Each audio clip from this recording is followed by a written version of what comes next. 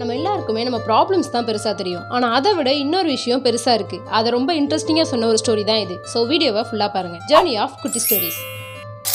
ஒரு அக்காவும் ஒரு தங்கையும் கோயிலுக்கு சாமி கும்பிட போகிறாங்க. அப்போது சாமியெல்லாம் கும்பிட்டு முடிச்சுட்டு கோயிலை சுற்றி வரப்போ அந்த அக்கா ரொம்ப நிதானமாக பீஸ்ஃபுல்லாக இருக்காங்க. ஆனால் அவங்க தங்கை ரொம்ப சேடாக எதையோ யோசிச்சுட்டு வராங்க. இதை பார்த்து அவங்க அக்கா அவங்க தங்கை கிட்ட உனக்கு என்ன ப்ராப்ளம் அப்படின்னு கேட்குறாங்க. அதுக்கு அவங்க தங்கையும் இப்போ இருக்கிற வேலையில் ரொம்பவே பிரச்சனையாக இருக்குது, சேலரியுமே கம்மியாக இருக்குது, எனக்கு ஃபினான்ஷியலாக வீட்டுக்கு எதுவுமே சப்போர்ட் பண்ண முடியலன்னு ரொம்ப சேடாக சொல்கிறாங்க. அவங்க அக்கா அவங்க தங்கையை கூட்டிகிட்டு கோயிலே ஒரு இடத்துல உட்காந்து ஒரு கல்லை எடுத்து பக்கத்தில் ஒரு கோடு வரைகிறாங்க. இந்த கோட்டு மேலே எந்த ஒரு ஆல்ட்ரேட்டுமே பண்ணாமல் இந்த கோடை ரொம்ப சின்னதாக காட்டு அப்படின்னு சொல்கிறாங்க. அவங்க தங்கையும் இந்த கோட்டை எப்படி சின்னதாக்குறதுன்னு ரொம்பவே யோசிக்கிறாங்க. ஆனாலுமே எந்த ஒரு யோசனையுமே வராதனால அவங்க அக்காவை கூப்பிட்டு இதை என்னால் சின்னதாக்க முடியலன்னு சொல்றாங்க. இப்போ அவங்க அக்கா அந்த கல்லை வாங்கி ரொம்ப சிம்பிளா அந்த கோடு பக்கத்திலே ஒரு பெரிய கோடு வரைகிறாங்க. இப்போ அந்த கோடை பார்க்குறப்போ ரொம்ப சின்னதா தெரியுது. இதே மாதிரிதான் உன்னோட ப்ராப்ளம்ஸுமே, அதை நீ தான் ரொம்ப பெருசா பார்த்துட்டு இருக்க. ஆனா அதை விட உன்னோட வாழ்க்கை ரொம்பவே பெருசு. வாழ்க்கைக்கு முன்னாடி உன்னோட ப்ராப்ளம்ஸ் எல்லாமே ரொம்பவே சின்னதுதான். அதனால ப்ராப்ளம்ஸ் நினைச்சு கவலைப்படாம இரு அப்படின்னு சொல்றாங்க. இதே மாதிரி வாழ்க்கையில வர பிரச்சனைகளை பெருசா பார்க்காம வாழ்க்கையை பெருசா பாருங்க. இந்த ஸ்டோரி உங்களுக்கு பிடிச்சிருந்துச்சுன்னா லைக் பண்ணுங்க, ஷேர் பண்ணுங்க. இதே மாதிரி யூஸ்ஃபுல்லான ஸ்டோரிஸ் பார்க்கறதுக்கு நம்ம பேஜை ஃபாலோ பண்ணுங்க.